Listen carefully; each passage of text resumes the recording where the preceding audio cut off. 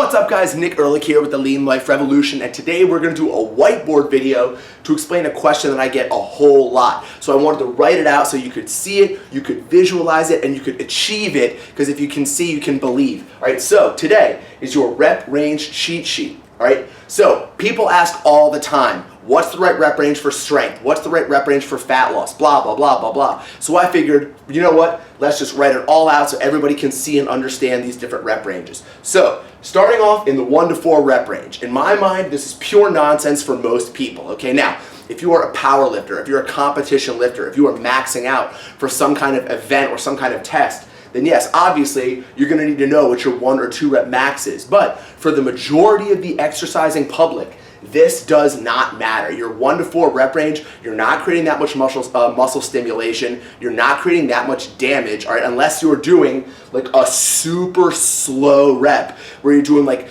a 10-second eccentric and then like a 5-second or a really explosive concentric. And even from there, I don't like anything under 4 repetitions. I think it's just nonsense. I think it's a waste of time. I think it's meathead crap. But it's not good meathead crap. It's bad meathead crap. There's plenty of good meathead crap, right? So we're going to write 1 to 4 reps off as nonsense. Boom, label. Next, what I consider power and strength is going to be the 5 to 8 rep range, all right? Now, this is still technically a low rep range, but we're still going to get a couple good reps of that movement in, all right? And even for a super heavy movement, I still like for pure strength, 5 to 8 repetitions. It's going to create a lot of muscular damage, which is really what we want to do at that cellular level. We want to create those little teeny tiny tears in the myofibrils that have to rebuild themselves stronger. And 5 to 8, in my opinion, is the best rep range when you're training for strength and power, okay? Now next, in the 9 to 12 rep range, this is going to be your hypertrophy, all right? It's still not a ton of reps, but it's going to build muscle, it's going to build tone, it's going to build strength,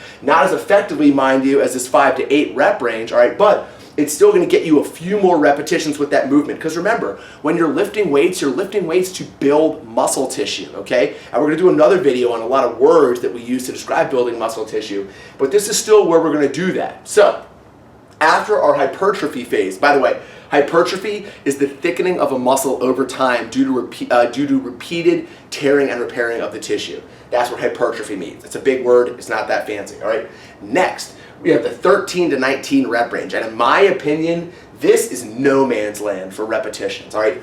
If you are doing something for 15 or 16 reps, what I would rather see you do as a trainer is I would rather see you drop that weight, get 9 to 12 reps that are a little more of a struggle for you, or take it all the way to 20 plus reps and really burn it out. Okay, so with the first couple movements in my workout, whatever I'm working out, I like to keep it kind of in this rep range, in the power, hypertrophy, strength rep range. But then as I go, I almost stop counting repetitions and I start taking anything into this 20 plus range. And what that's going to do is it's going to really create a lot of little cellular tissue destruction in the muscle. It's going to create a lot of disruption, and it's going to start to really rev your heart rate in a different capacity than this lower rep range, right? But if you're stuck in the middle here, you're not really doing that much. I would rather see you in the 20 plus range, taking your muscle to complete failure at 20, 25, 30 reps, or down here, really struggling through movements, really getting